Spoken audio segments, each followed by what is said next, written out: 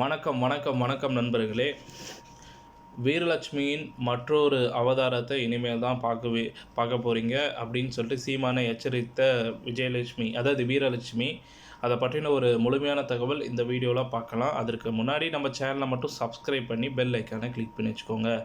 நாம் தமிழர் கட்சியினர் தன்னை மிரட்டுவதாக தமிழர் முன்னேற்ற படை கட்சி தலைவர் வீரலட்சுமி புகாரை வச்சுருந்தாங்க. நாம் தமிழர் கட்சியை சேர்ந்த சிலர் தன்னை மிரட்டுவதாக சென்னை மாநகர காவல் ஆணையர் அலுவலகத்தில் தமிழர் முன்னேற்ற படை கட்சியின் தலைவர் வீரலட்சுமி புகார் மனு அளிச்சிருந்தாங்க. அதன் அடிப்படையில் செய்தியாளர்களை சந்தித்து பேசிய அவர் தமிழ்நாட்டில் தொடர்ந்து பாலியல் ரீதியான தாக்குதல் மற்றும் அச்சுறுத்தலுக்கு சினிமா துறையில் இருக்கும் நடிகைகள் தற்கொலை செய்து கொண்டு இறந்து போகிறார்கள்.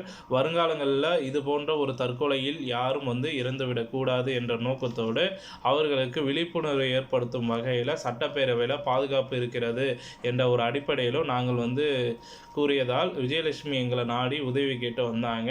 மேலும் விஜயலட்சுமி அவங்கள நாங்கள் மூன்று அடுக்கு பாதுகாப்பு கொடுத்து பாதுகாத்து வச்சுருந்தோம். ஸோ தமிழகத்தில் உள்ள அனைத்து சமூகத்தை சேர்ந்த பெண்களும் ஆதரவு தெரிவித்து காவல்துறை தரப்பில் என்ன தீர்ப்பு வரும் அப்படின்ற ஒரு நிலையில் நாம் தமிழர் கட்சியின் தலைவர் சீமான் தற்பொழுது பிரச்சனை செய்து வருகிறார்.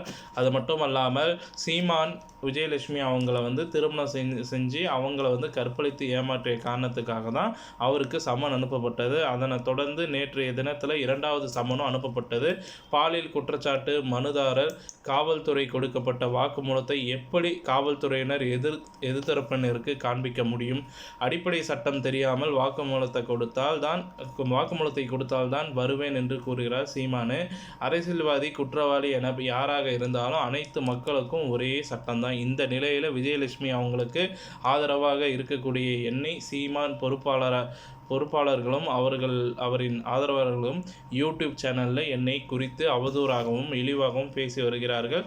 மேலும் தொலைபேசியில் தொடர்பு கொண்டு கொலை மிரட்டல் விடுகிறார்கள் என்று கூறினார். அவர்கள் காவல் ஆணையர் அலுவலகத்தில் காவல்துறையினர் முன்பே எனக்கு பிரச்சனை எனக்கு பிரச்சனை கொடுத்துருந்தாங்க.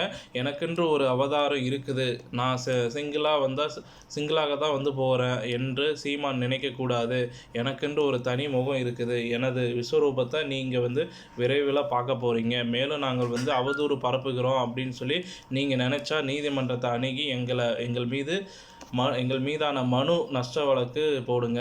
ஏனென்றால் நாங்கள் சட்டத்தை மதிக்கிறோம். ஆட்களை வச்சு மிரட்டுவதற்கும் எங்களுக்கு தெரியாது. உங்களுக்கு தைரியம் இருந்தால் நீங்கள் காவல்துறையில் ஆஜராகுங்க. எங்கள் மீது தவறு இல்லை என்பதால் தான் ஃபோன் பண்ணி கூட்டமாக வராமல் சிங்கிளாக ஃபோன் பண்ணி தனியாக வருகிறோம் என்று சொல்கிறோம்.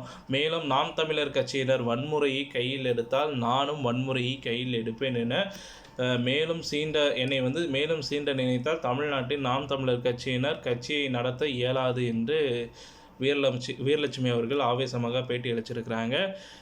ஸோ தற்சமயம் இந்த ஒரு வீடியோவானது வைரலாக போயிட்டுருக்கு. இந்த தகவல் பிடிச்சிருந்தா நம்ம வீடியோவை லைக் பண்ணுங்கள், ஷேர் பண்ணுங்கள், மறக்காமல் நம்ம சேனலை சப்ஸ்கிரைப் பண்ணி பெல் ஐக்கானை கிளிக் பண்ணி வச்சுக்கோங்க. நன்றி, வணக்கம்.